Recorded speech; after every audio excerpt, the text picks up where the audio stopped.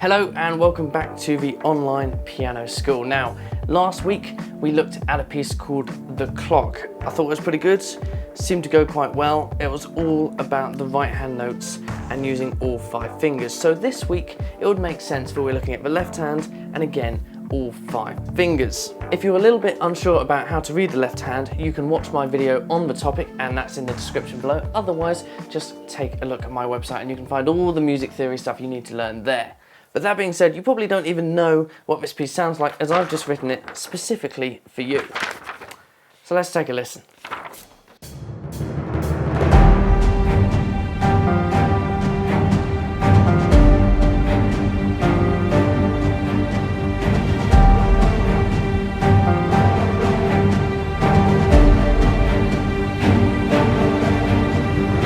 And this time I didn't actually write the backing track, my brother did.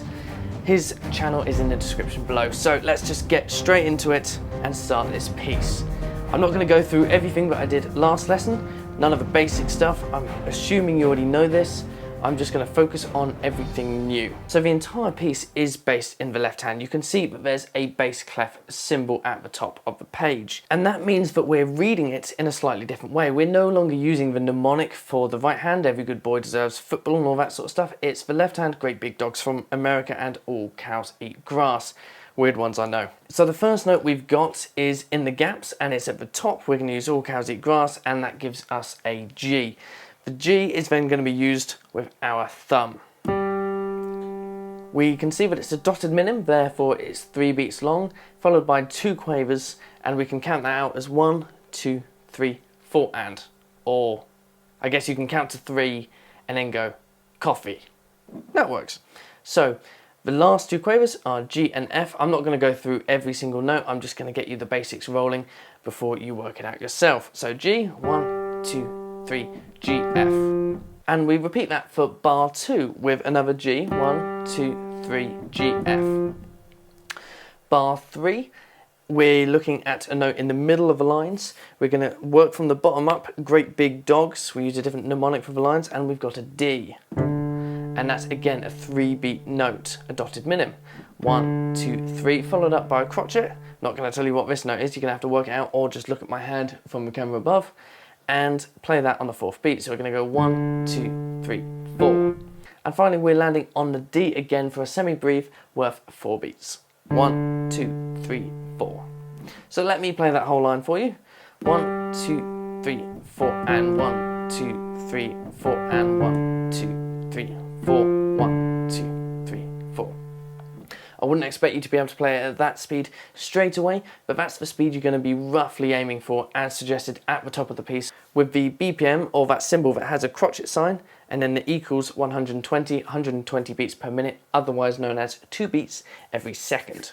So if we have a look at line 2, you can see the first bar is a repeat, then we're on bar 6 and it's very similar to what we had in bar 2, but it's just a G for 3 beats, 2, 3, G. We don't have to do the 2 quavers. Next up we've got 2 semi-breathers again, both being D, and we saw that in bar 4. So let me play line 2 for you. It's going to sound like this. 1, 2, 3, 4 and 1, 2, 3, 4, 1, 2, 3, 4, 1, 2, 3, 4. Throughout this, we're going to keep our thumb on G and all of our fingers resting on the other notes. It's no good shuffling our fingers around now because it's just going to make it more difficult to play the notes later. We want our fingers also as close to the keys as possible so that when we need them, we can just push down the finger and get it straight away instead of our hands rocking left or right. Right, what have we got now? We've got line 3, we're whizzing through this. Okay, so here's a new thing. That little B symbol, we haven't covered that yet. That's called a flat. I've mentioned about it when you read the notes on the piano, how you work that out. If you read a sharp, it's going up right up the piano, and if you're reading a flat, it's going down left. But on the sheet music, you see it as a little B just before a note, so you know it's a flat. If we look at that note, it's in the gaps, it's on the 3rd gap up, and we're on all cows eat. And so that means it's an E, and with a flat, it's an E flat. So we find the E, and we go down to the black note to the left of it. We got E flat. So we hold that down for 4 beats, it's a semi-breathe. 1, 2, 3, 4 to D for 4. 1, 2, 3, 4 for C for 4. 1, 2, 3, 4. Some more Cs, 1, 2, a minim, and 2 crotches. So it's going to go 1, 2, or holding it down for 2, and then 3, 4. So 1, 2, 3, 4. So line 3 sounds like this. 1, 2, 3, 4. 1, 2, 3, 4. 1, 2, 3, 4. 1, 2, 3, 4. Cool. Line 4, it's all crotches. And I tell you what, I'm actually not going to go through this one because I feel like you should be able to work it out yourself without me just tutoring every single step of the way. However, I'm going to tell you a rule now. A rule that you really need to remember, otherwise it's going to go horrifically wrong when you play it with a backing track. Look at the first bar of line 4, otherwise known as bar 13. You can see there's a little bar number at the top of that. That first note has got a flat symbol, but the other ones don't. When it comes to flats and sharps within a bar, you don't have to continuously write in the symbol. You only have to write it in the once, and it's assumed that the rest of the notes that are on the same gap or line within that bar are still going to remain a sharp or a flat. So instead of just one E flat at the start of this bar, the whole bar is worth E flats. When you get to the next bar, it's like it's reset. You'd have to write the flat symbol in again. So it's something to just remember when you see a flat or a sharp at the start of a bar or at any point of a bar, it's going to last until the end of a bar unless you see a natural sign. I haven't covered those yet. We will in a later episode. Anyways, that whole line is all just crotches, so it's nice and simple, so I won't get too into it. Okay, so let's jump to line 5. What have we got going on here? Hopefully you recognise there's a pattern again. Remember what happened in the last piece? We sort of had a section A, a section B, and a section A again.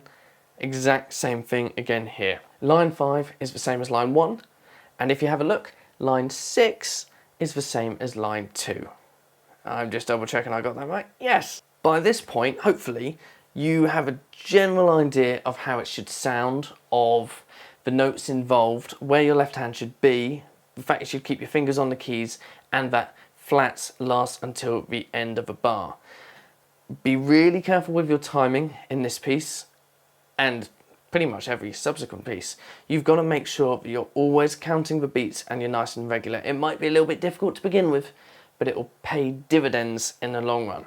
So in which case, I think the best thing to do now is just play the whole thing for you, just on its own. We don't need to worry about the backing track yet, just so you get an idea of how it should sound. So, here we go. I'm going to count myself in.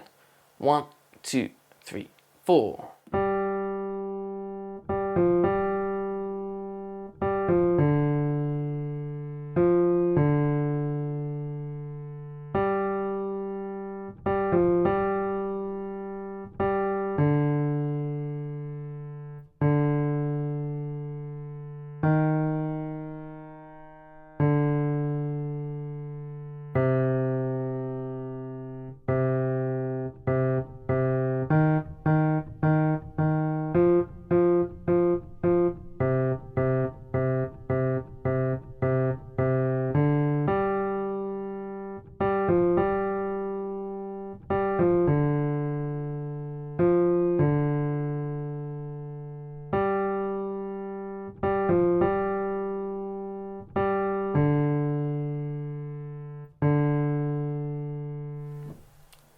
There you have it.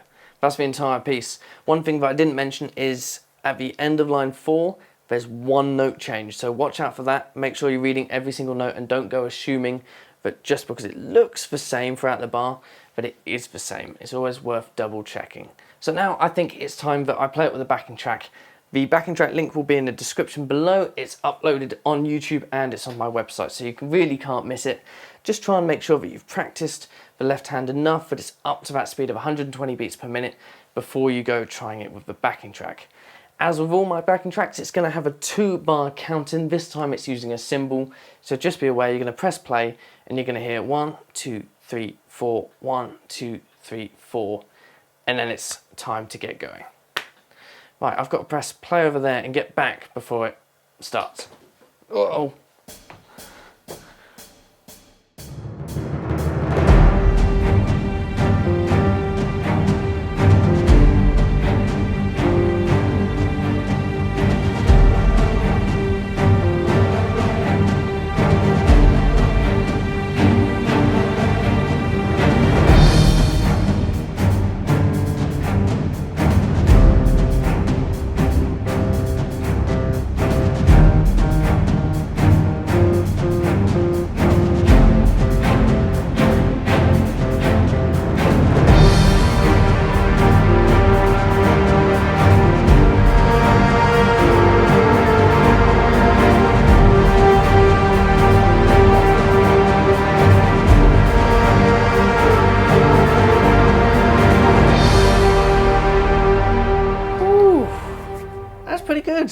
pretty good. I genuinely haven't actually played that yet with the backing track that my brother created, but yeah, that works really well.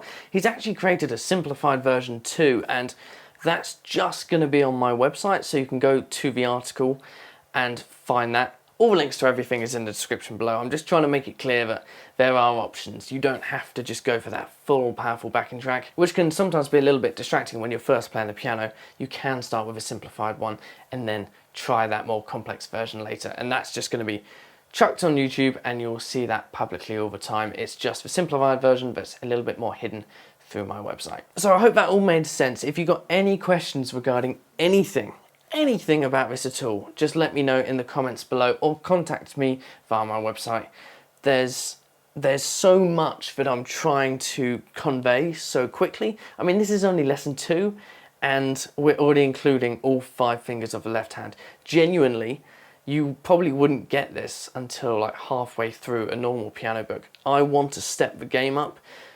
I don't want people to be practicing slowly and making minimal amount of progress. I want to see jumps, jumps, jumps, and try and practice 15 minutes a day. That's it. 15 minutes a day, and you should be able to get this done by the end of the week. If not, don't be discouraged. It does take a little bit of time to get the cogs turning, but when it does, it's just going to click and it's going to be great. So keep practicing, stay motivated, and I will see you in lesson 3 very shortly. See you then.